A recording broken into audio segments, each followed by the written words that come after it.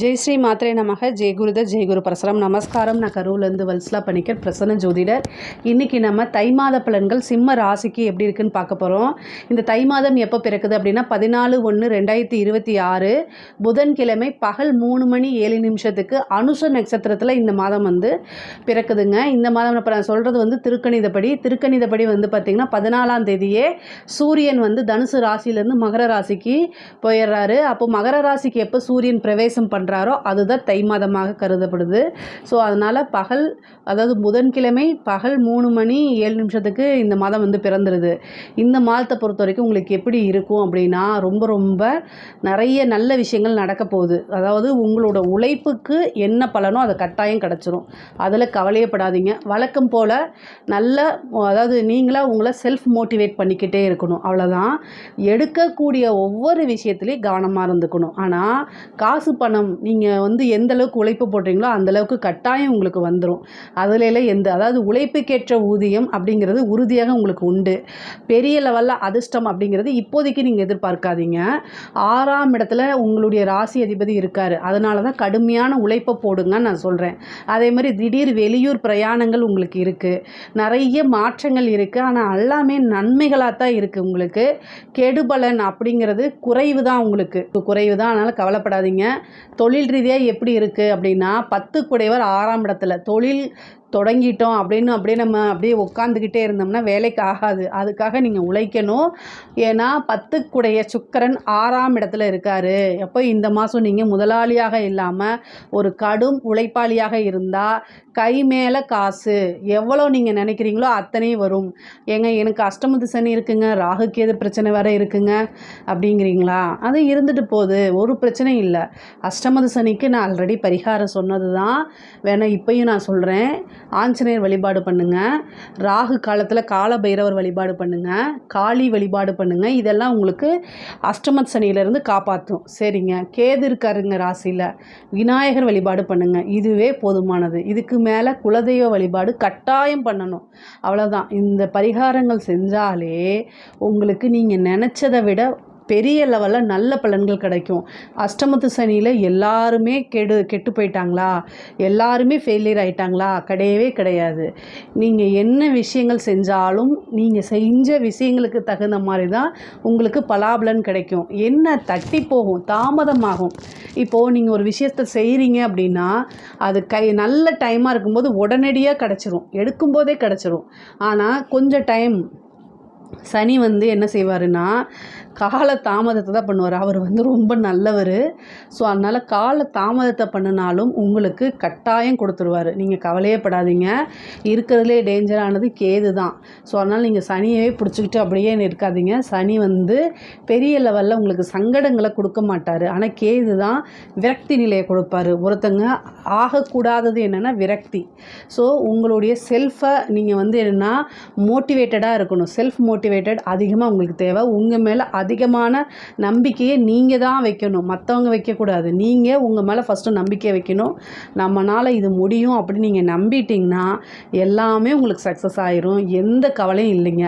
சரிங்க. இப்போது பிஸ்னஸ் ரீதியாக நிறைய மாற்றங்கள் இருக்குது. வருமானம் அப்படிங்கிறது உறுதியாக இருக்குங்க. புதுசாக பிஸ்னஸ் ஸ்டார்ட் பண்ணலாமான்னா இந்த மாதம் ஸ்டார்ட் பண்ணலாம். ஏன்னா 12ஆம் இடத்தை நிறைய கிரகங்கள் பார்க்குது.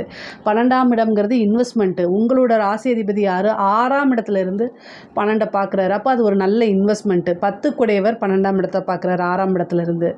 நல்ல ராஜ யோகத்தை கொடுக்கக்கூடியவர். 4, 9 கூடிய செவ்வாய் 6ஆம் இடத்துலேருந்து உச்சம் பெறுறாரு. அப்போ செவ்வாய் 6ஆம் இடத்துலேருந்து உச்சம் பெற்றால் என்ன? உழைத்தா அந்த உழைப்புக்கு பல மடங்கு, பல லட்சங்கள், பல கோடிகளை குவிக்க முடியுங்கிற அர்த்தம் தான் இந்த மாதம். இந்த மாதத்தில் உங்களுக்கு என்னென்னா நீங்கள் என்ன அளவுக்கு ஹார்ட் ஒர்க் போடுறீங்களோ அந்த ஹார்ட் ஒர்க்குக்கு தகுந்த மாதிரி நல்ல பலன்கள் உறுதியாக உண்டு. 6ஆம் இடம்ங்கிறது நல்ல இன்கம்ங்க. நிறைய சொத்து சேர்க்கைங்க. திடீர்னு ஒரு சொத்து சேர்க்கை சேர்ந்துருங்க. ஆல்ரெடி வீடு இருந்தாலும் இன்னொரு வீடு, வாகனங்கள் வாங்கக்கூடிய அமைப்புகள்லாம் கொடுத்துருங்க. ரொம்ப சூப்பரான அமைப்புகள் இந்த மாதம் பலம் உங்களுக்கு உறுதியாக இருக்குது. உத்தியோகத்தில் இருக்கவங்களுக்குலாம் இது சூப்பரான இது. நீங்கள் எவ்வளோ நாள் கஷ்டப்பட்டிருந்தாலும் சரி, இந்த மாதம் நீங்கள் கஷ்டப்பட்டது எல்லாத்துக்கும் கை மேலே பலன் கிடைக்க போகுதுங்க. 6ஆம் இடத்துல சூரியன், உங்கள் ராசி அதிபதி சுக்கிரன், செவ்வாய் உச்சம் பெறுறாரு. அப்புறம் புதன் 2-11 கூடையவருங்க, அவர் இருக்கார். அதனால் என்னென்னா உத்தியோகத்தில் இருக்கவங்களுக்கு நல்ல லாபம், நிறைய சேலரி இன்க்ரிமெண்ட்டு, நீங்கள் நினச்சதை விட கூடுதலான பலன்கள், திடீர்னு ஒரு உத்தியோக உயர்வு, இது மாதிரி உங்களுக்கு உறுதியாக கிடைக்கும். தொழிலில் இருக்கவங்கள விட பிஸ்னஸ்ஸு, தொழில், இது 2ல் எது பெஸ்ட் அப்படின்னா உத்தியோகத்தில் இருக்கவங்களுக்கு தான் சூப்பர் நான் சொல்லுவேன். தொழில் இருக்குது, அதுவும் நல்லது தான். ஆனால் உத்தியோகத்தில் இருக்கவங்களுக்கு இந்த மாதம் சூப்பரான மாதம். ஏன்னா 6ஆம் இடத்துல இருக்குது. திடீர்னு ஒரு ப்ரமோஷன்ஸு, நீங்கள் எந்த இடத்துல வேலை எதிர்பார்த்தீங்களோ ஆஃபர் லெட்டர் கொண்டு வந்து கொடுப்பாங்க. அதே மாதிரி அங்கே போய் வேலை பார்க்குறது, நல்ல காசு பணம் சம்பாதிக்கிறது, ஒரு நல்ல போஸ்டிங்கில் போய் உட்கார்றது, அதே மாதிரி ஆல்ரெடி வேலை செஞ்ச இடத்துல வந்து உங்களை பாராட்டுறதுங்க. மெயினாக உங்களை பாராட்டுறது. பொதுவாகவே நம்ம உழைப்புக்கு காசு பணம் வருது, ஆனால் நமக்கு ஒரு பாராட்டு அங்கீகாரமும் கிடைச்சா தானே அது ரொம்ப நல்லாயிருக்கும். அந்த மாதிரி அமைப்பெல்லாம் இந்த மாதம் உங்களுக்கு நடக்கும். அது மூலிமா நல்ல மன மகிழ்ச்சி ஆகக்கூடிய அமைப்புகள். சரிங்க. அதே மாதிரி 6ஆம் இடம்ங்கிறது வந்து ஹெல்த்தையும் நீங்கள் பார்த்துக்கணும். நோயின்னு சொல்லக்கூடிய இடமும் வந்து பார்த்திங்கன்னா 6 தான். ஸோ மருத்துவ செலவு இருக்குது. ஹெல்த்தில் ஏதாவது ஒரு பிரச்சனைனா உடனடியாக மருத்துவரை ஆலோசனை பண்ணிவிட்டு அவங்களுடைய அறிவுரைப்படி கட்டாயம் நீங்கள் நடந்துக்கணும். இல்லை அப்படின்னா ஹெல்த்தில் ஏதாவது பிரச்சனைகள் வரத்துக்கு வாய்ப்பு இருக்குது. கவனமாக இருங்க. சரிங்க. அதே மாதிரி வந்து 6ஆம் இடம் நோய் மட்டும்தானா, கடன்.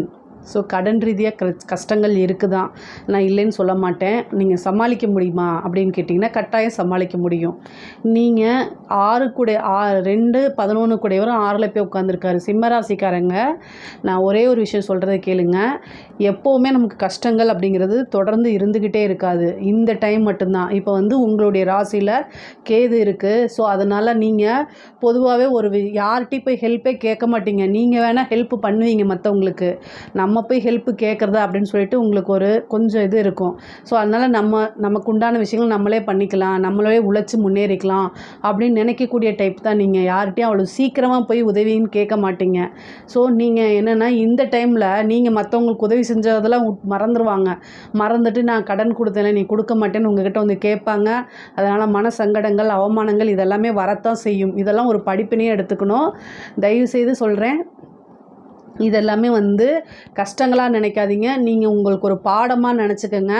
கேது வந்து பார்த்திங்கன்னா சந்திரன் கூட சேரும்போது என்னென்னா மன இறுக்கங்களை அதிகமாக கொடுப்பாரு, கவலைகளை அதிகமாக கொடுத்துருவார். அது எப்படி சூழ்நிலை வந்துடும் தெரியுமா, நம்மளுடைய நிலைமை அவ்வளோதானா, இனிமேல் இப்படி தான் இருக்குமா, வாழலாமா வேண்டாமா அப்படின்னு ஒரு மன நெருக்கடியை கொடுத்துருவார்.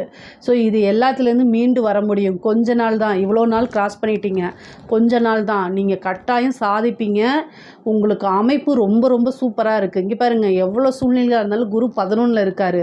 உங்களுக்கு அதிர்ஷ்டம் அப்படிங்கிறது அதுதான். 11ல் குரு இருந்து 5 பார்க்குறாருங்க. நீங்கள் கும்பிடுற தெய்வம் கட்டாயம் உங்களை வந்து கைவிடாது, நல்ல அமைப்புகளாக உங்களுக்கு மாற்றி கொடுக்கும். நீங்கள் கவலையப்படாதீங்க, தெய்வத்தை வணங்குங்க. நீங்கள் பிரச்சனைகள் இருக்கும்போது என்னடா அது நமக்கு தெய்வம் வேலையை செய்ய மாட்டேங்குன்னு நீங்கள் நினச்சிட்ருப்பீங்க. அங்கே வேற ஒரு விஷயங்கள் நடக்க வேண்டியதை தெய்வம் இந்த மாதிரி உங்களுக்கு குறைச்சி கொடுக்குது. அதை தயவு செய்து நம்புங்க. நிஜமாலுமே சொல்கிறேன், உங்கள் நிலைமை வந்து கட்டாயம் மாறிடும். ஸோ அதனால் எதுக்குமே நீங்கள் கவலைப்படாமல் இருங்க. கடன் அடையணும் அப்படின்னா சண்முகரை வழிபாடு பண்ணுங்கள், ஷடாக்ஷர தீபம் போடுங்க, ஷடாக்ஷர வழிபாடு பண்ணுங்கள். இதெல்லாமே உங்களுக்கு பெரிய லெவலில் ஹெல்ப் பண்ணுங்க. யாருக்காவது ஏதாவது தேவைப்பட்டுச்சு அப்படின்னா கமெண்ட்ஸில் கேளுங்க, நான் ஆன்சர் பண்ணுறேன். கடன் ரீதியாக இருக்கக்கூடிய பிரச்சனைகளை எப்படி சார்ட் அவுட் பண்ணுறது அப்படிங்கிறத நான் சொல்லி கொடுக்குறேன். ஆனால் ஹெல்த்தில் ரொம்ப அக்கறையாக இருக்கணும். நீங்கள் ஹெல்த்து கேர் பண்ணிக்கோங்க, செல்ஃபாக மோட்டிவேட் பண்ணிக்கோங்க. இதையும் கடந்து போகுங்கிற வார்த்தையை சொல்லிகிட்டே இருங்க. நீங்கள் கட்டாயம் நீங்கள் வந்து ஒரு விஷயங்களை எடுத்தீங்க அப்படின்னா அதை சாதிச்சே தான் தெரிவிங்க. கட்டாயம் நீங்கள் அதை சாதிச்சிருவீங்க. அதனால் நீங்கள் கவலையப்படாதீங்க. பெண்களுக்கு இங்கே பாருங்கள், உங்களுடைய ராசியில் கேது, 7ல் ராகு இருக்குது, 6ஆம் இடத்துல வேறு கிரகங்கள் இருக்குது. பொதுவாகவே நான் சொல்கிறேன், சிம்ம ராசிக்காரங்க கணவனாக இருந்தால் மனைவியும், மனைவியாக இருந்தால் கணவனும் ஒருவர் அனுசரித்து போகணும். மற்ற நாள் இல்லாமல் இந்த நாளில் தான் உங்களுக்கு கோபம் அதிகமாக வரும். ஏன்னா 6ல் செவ்வாய் உச்சமாகிறாரு. ஸோ சாதாரண விஷயத்துக்கே டக்குன்னு டெம்ட் ஆவீங்க. அப்படியே கடுப்பு வரும், சண்டை போடுவீங்க. நீங்கள் சண்டையே போட மாட்டீங்கன்னு இருந்தால் கூட இந்த மாதம் சண்டை போடுவீங்க, கோபம் வரும். ஸோ அதனால் கோச்சிக்கிட்டு பேசாமலாம் இருக்காதீங்க. கோபம் வந்துச்சுன்னா ஒரே நிமிஷத்தில் மாறிடணும். டக்குன்னு வந்துடணும், அதுதான் நல்லது. பெண்களும் ரொம்ப அட்ஜஸ்ட் பண்ணி போங்க. கணவருடைய தேக ஆரோக்கியத்தில் கவனமாக இருங்க. கணவர்கிட்ட அட்ஜஸ்ட் பண்ணி போங்க. சிம்மராசிக்காரங்களே, தயவுசெய்து கணவர்கிட்ட அட்ஜஸ்ட் பண்ணி போங்க. இல்லை அப்படின்னா அது ஒரு பெரிய சண்டை சச்சரவுகள், 3ஆம் நபர்களுடைய தலையீடு வரும். அதுக்கு தான் கணவர்கிட்ட அட்ஜஸ்ட் பண்ணி போங்கன்னு நான் சொல்கிறது. 3ஆம் நபர்களுடைய தலையீடுகள்லாம் வரும். அதனால் கவனமாக இருக்கணும். பொதுவாகவே உங்கள் மேலே தப்பு இருக்கோ இல்லையோ, சாரின்னு ஒரு வார்த்தையை கேட்டுட்டு அந்த இடத்துலேருந்து மூவ் ஆன் பண்ணி போயிருங்க. அப்போ தான் என்ன ஆகும் தெரியுங்களா, வேற ஒரு நபரோட தலையீடு வராது, கோர்ட்டு கேஸு பஞ்சாயத்துன்னு போகாது, எல்லாமே உங்களுக்கு சுமூகமாக முடியும். இல்லை அப்படின்னா பிரச்சனைகள் ஆகும். அதே நேரத்தில் வந்து பார்த்திங்கன்னா வருமானங்கள் அதிகரிக்கும். உங்களுக்கு நல்ல அமைப்புகள் இருக்குது, சொத்து சேர்க்கை இருக்குது, கூடுதலான சொத்து சேர்க்கை இருக்குது, வண்டி வாகனங்கள் வாங்கக்கூடிய அமைப்புகள்லாம் இருக்குது. 7ல் ராகு இருக்குது, திடீர்னு ஒரு அதிர்ஷ்டம் தேடி வரதுக்கு உண்டான அமைப்புகள் இருக்குது. அஷ்டமத்து சனி மாங்கல்ய ஸ்தானத்தில் இருக்கனால நீங்கள் என்னென்னா கணவருடைய ஆரோக்கியத்தில் கவனமாக இருக்கணும். உங்களுடைய பேரில் வந்து பார்த்திங்கன்னா ஏதாவது களங்கங்கள் விளைவிக்கிறதுனே சில ஆட்கள் வருவாங்க, அவங்கக்கிட்டேருந்து தள்ளி இருங்க. பொதுவாகவே மனசை கஷ்டப்படுத்தக்கூடிய நபர்கள்கிட்ட இருந்து அவங்கள விலக்கி வைக்கணும், இல்லைன்னா நீங்கள் விலகி வந்துடணும். இதில் 2ல் ஏதாவது என்ன உங்களுக்கு பாசிபிளோ அதை செய்யுங்க. முக்கியமாக வந்து சிம்மராசிக்காரங்க என்ன பண்ணணும் அப்படின்னா, உங்கள் மனசு ஆல்ரெடி உங்களுக்கு நீங்களே கஷ்டமாக இருக்கீங்க, இன்னும் உங்களை டிமோட் பண்ணுறவங்கள கட் பண்ணி விடுங்க. பெண்களாக இருந்துச்சு அப்படின்னா அஷ்டமத்தில் கிரகங்கள் இருக்குது, 6லையும் கிரகங்கள் இருக்குது. நீங்கள் கரெக்டாக இருப்பீங்க. ஆனால் உங்கள் பேரை மிஸ்யூஸ் பண்ணி உங்கள் மேலே வதந்திகளை ஏற்படுத்தி விட்டு உங்களை கெடுக்கணுன்னே சில பேர் வருவாங்க. அதெல்லாம் கண்டு காணாமல் மூவ் ஆன் பண்ணி வந்துக்கிட்டே இருங்க. அங்கேயே ஸ்டக் ஆகிட்டிங்கன்னா அதுதான் அவங்களுக்கு வேணும். ஸோ அவங்களுக்கு வேணுங்கிறத நீங்கள் தயவு செய்து செய்யாதீங்க. நீங்கள் உண்டு, உங்கள் ஃபேமிலி உண்டு, உங்களோட வாழ்க்கையில் முன்னேற்றம் உண்டு. சம்பாதிப்பது எப்படி, இதில் மட்டும் கான்சன்ட்ரேட் பண்ணுங்கள், மிகப்பெரிய லெவலில் வந்துடுவீங்க. படிக்கக்கூடிய குழந்தைங்களுக்கு படிப்பில் ஞாபகத்திறன் குறைஞ்சிரும், படிக்கக்கூடிய எண்ணங்கள் வராது, அலட்சிய போக்கு வரும். ஏன்னா இந்த உங்களுடைய ராசியிலே கேது இருக்குது, அதனால் அலட்சிய போக்கு வரும். இந்த மாதிரி அமைப்புகள் இருக்குது. 4 கூடையவர் போய் மறைஞ்சிட்டாரு, குரு அனுகிரகம் 4ஆம் இடத்துக்கு இல்லை. இதனால் என்னென்னா ரொம்ப கன்ஃபியூஸாக இருப்பீங்க. பேரண்ட்ஸ் வந்து ஹயக்ரீவர் வழிபாடு பண்ணணும். குழந்தைங்களை கூட்டு போய் ஹயக்ரீவர் வழிபாடு, சரஸ்வதி வழிபாடெல்லாம் பண்ணுங்கள். அப்போ தான் படிப்பில் ஆர்வம் வரும். படிக்கிறதுக்கு முன்னாடி ப்ரேயர்ஸ் பண்ணுங்கள். படித்தாதான் நமக்கு லைஃப்னு உணர்ந்து படிங்க, நல்ல லெவலுக்கு வந்துடுவீங்க. ஆனால் கட்டாயம் உங்களுடைய கையில் தான் இருக்குது, எல்லாமே வந்து உங்களுடைய கையில் தான் இருக்குது. அதே மாதிரி வந்து உயர்கல்வி படிக்கிறவங்களுக்கெல்லாம் நல்ல இடத்துல பிளேஸ்மெண்ட் கிடைக்குமானா, நீங்கள் ஹார்ட் ஒர்க் போடுற அளவுக்கு கிடைக்காது, ஆனால் தாமதமாக கிடைக்கும். அதுக்காக நீங்கள் வருத்தப்பட வேண்டாம். இஷ்ட தெய்வ வழிபாடுகள்லாம் பண்ணிக்கங்க. இந்த தெய்வத்துடைய அனுகிரகமும் கிரகங்களுடைய பிளெஸ்ஸிங்ஸும் தெய்வத்துடைய பிளெஸ்ஸிங்ஸும் இருந்துச்சுன்னா நீங்கள் நினைக்கிறது உடனே நடக்கும். இல்லைன்னா கொஞ்சம் கால தாமதமாகி கிடைக்கும், ஆனால் கிடச்சிரும். கிடைக்காமலாம் போகாது. நீங்கள் எதிர்பார்த்த விஷயங்கள் கிடைக்காது, கிடைக்கக்கூடிய நேரத்தில் கிடைக்காதே தவிர கட்டாயம் கிடைக்கும் அப்படின்னா கிடைக்கும் தான், நீங்கள் கவலையே படாதீங்க. அதே மாதிரி இந்த கோர்ட்டு கேஸு வழக்குகளில் பிரச்சனைகளில் உங்களுக்கு சாதகமாக மாறுறதுக்கு உண்டான அமைப்பு இருக்குது. ஏன்னா உங்களுக்கு பாக்கியாதிபதி 6ஆம் இடத்துல இருக்கார். அதனால் கோர்ட்டு கேஸு பிரச்சனைகள் இருந்து உங்களுக்கு சாதகமான மாறுறதும், உங்கள் சைடு ஃபேவராக ஆகிறதும், உங்கள் மேலே கேஸ் இருக்கிறது உங்களுக்கு ஃபேவராக மாறுறதுக்கு உண்டான அமைப்புகள் இருக்குது. உயில் சொத்துக்களில் இருந்தது திடீர்னு ஒரு அதிர்ஷ்டமாக மாறி உங்களுக்கு வர்றதும், பினாமி சொத்துக்கள் உங்களுக்கு ஒரு அதிர்ஷ்டமாக மாறி வர்றது, இதெல்லாம் அமைப்புகள் இருக்குது. திடீர்னு காசு பணம் வரும். நீங்கள் எதிர்பார்க்க நேரத்தில் நல்ல விஷயங்கள் உங்களை தானாக தேடி வரதுக்கு உண்டான அமைப்புகள் இந்த மாதம் உறுதியாக இருக்குது. அரசாங்க துறையில் இருக்கவங்களுக்கு காசு பணமும் வரும், கூட பிரச்சனையும் வரும். அதனால் கவனமாக இருங்க. லஞ்ச லாவணங்களை இப்போதைக்கு தவிர்க்கிறது நல்லது. அரசாங்கத்தில் அதிகாரிகள் வந்து உயர் அதிகாரிகள் கொஞ்சம் வேலைப்பளு அதிகமாக கொடுப்பாங்க. அழுத்தங்களுக்கு உங்களுக்கு வரும் ரொம்ப ஜாஸ்தியாகவே இருக்கும். ஆனால் சமாளித்து தான் ஆகணும். இந்த சங்கடங்களெல்லாம் சமாளிச்சிங்க அப்படின்னா நீங்கள் மிகப்பெரிய சாதனையாளராக மாறுறதுக்கு 100% வாய்ப்புகள் உறுதியாக உண்டு. கலைத்துறையில் இருக்கிறவங்களுக்கு முன்னேற்றங்கள், காசு பணம் சம்பாதிப்பு இருக்கும்.